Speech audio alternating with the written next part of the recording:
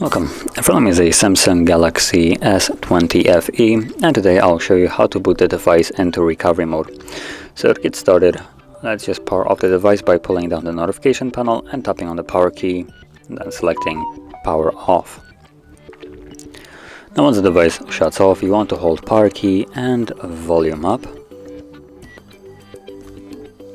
and keep holding it till you see, well, the Samsung Galaxy logo right here, at which point you can let go and wait for the recovery mode to show up. And as you can see, we're now in the recovery mode. So in this mode you will need to use volume keys to navigate. Touchscreen doesn't work here, so use volume down to go down, volume up to go up, and power key will be used to confirm whatever is selected.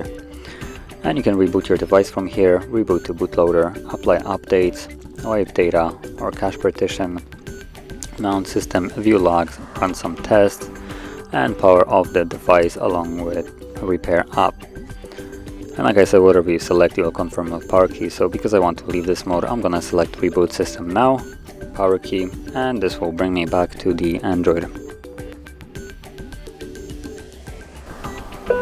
And there we go, we're now back in Android.